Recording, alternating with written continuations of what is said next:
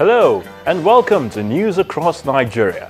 I'm Ayotunde Balogun, and on the program today, Nigerian workers celebrate May Day as unhappy labor union members disrupt Minister of Labor's speech.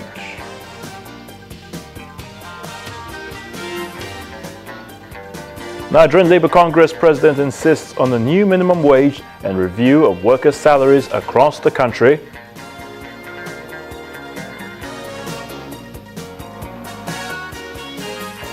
And Kwara State government and private developers step up efforts to reduce housing deficit in the North Central state.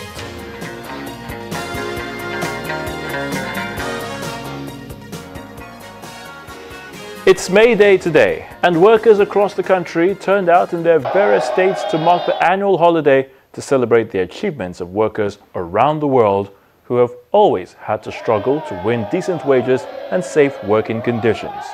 In Abuja, a mild drama ensued when the Minister of Labour, Dr. Chris Ngige, began his address to the workers. He had barely spoken for a few minutes when the workers began yelling and screaming and asking him to go.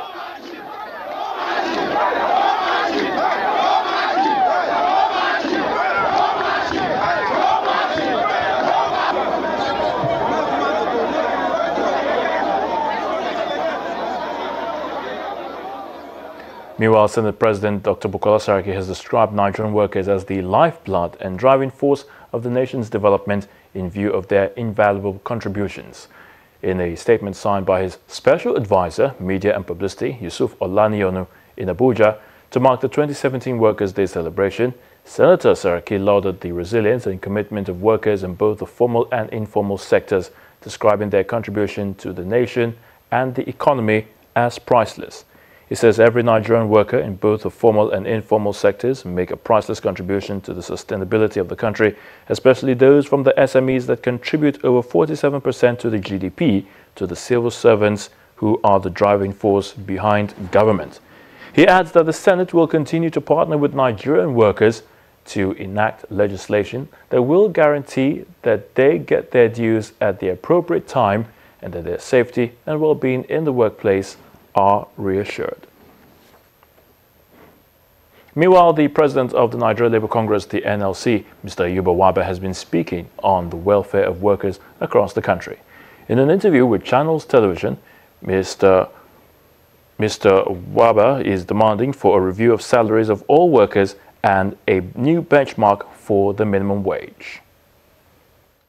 By law and practice, and through a collective bargaining process, government, employer of labor, and organized labor as represented by TUC and NLC have agreed that in every 5 years, we need to review the minimum wage because of a lot of factors which I've mentioned, the cost of living, inflation, and other factors that need to be considered. And therefore, it is due both by law and in practice. And therefore, it's a legitimate demand. And I've not heard of any of those critical partners, including the federal government, that said no, that this demand is frivolous. No, they said yes. And that's why the tripartite committee was constituted, and now the negotiating team will be constituted. In fact, we are being very modest. We are trying to bring back the value of 18,000. At the time we signed 18,000 minimum wage, which was a tripartite process, the value was about $110. Today, what is the value of 18,000? It's less than $40. So this is the reality. Inflation have actually taken the impact and the import of the increase. So what we are merely doing, and which is, I think, very modest and need to be commended, is the fact that we are trying to bring back the value of 18,000. So this is realistic.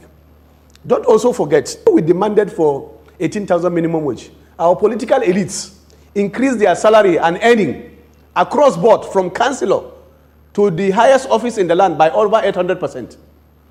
Nobody is talking about their ability to pay. They are being paid now. So the issue of minimum wage, I think, also is good. I put it into context.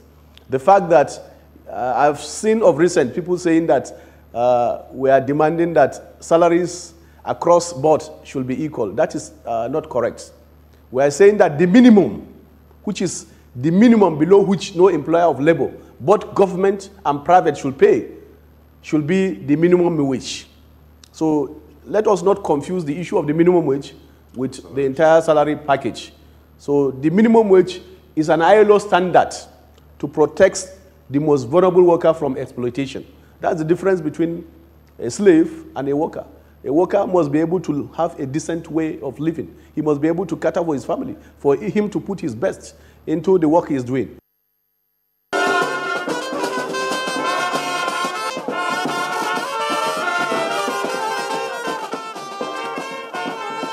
Meanwhile, workers gathered in different states across the country to observe the May Day celebrations. In the North Central, Benue State workers gathered at the IBB Square in Makurdi, where Governor Samuel Ortom declared a state of emergency on the payment of salary to workers across the state, insisting that workers' welfare must come before ongoing infrastructural projects across the state. In Plateau, the call for improved welfare came to the fore at a rally to mark the day. In the Northwest, workers in Kaduna State say they want governments to increase their salary and settle all outstanding salaries of some primary school teachers and local government staff who had problems during the last verification exercise. Meanwhile, workers in Cross River State, South Nigeria, gathered at the UJS Swene Sports Stadium in Calabar to mark the day or the May Day celebration, where reactions have greeted the state government's decision to pay 2 months' salaries within a week. It's a good thing to pay salary promptly, and the workers are happy. But as far as payment of salary in the beginning of the month, 1st of May, is concerned, a lot of workers have not appreciated it actually, because it does not give the workers opportunity to plan how to use their salary. Because after paying a worker a salary in the 1st of the month, the next time I want to pay him again will be about the end of June, which is not, it's more than a month's span. So for you to pay us at the beginning of the month when we have not actually done any work, to me is not commensurable. We want to ask the government of Cross River State, if you want to pay salary, at least he said that he will pay on the 25th. Let that 25th of each month be maintained. This staggering of salary from 1st to 30th to 25th does not give us enough room to plan. Meanwhile, Yobe State Governor Ibrahim Gaidam has appealed to his colleagues in other states who are owing workers' salaries and pensioners their entitlements to try and pay up. The governor made the appeal at the 10th Quadrennial Delegates Conference of the Nigerian Union of Pensioners in Kaduna State, where he explains that the inability of some state governments to pay workers and pensioners properly is largely due to lack of proper budget, planning and securing excessive loans that are above their expected revenue. He wants state governors to see this as statutory obligation that they must meet at all times.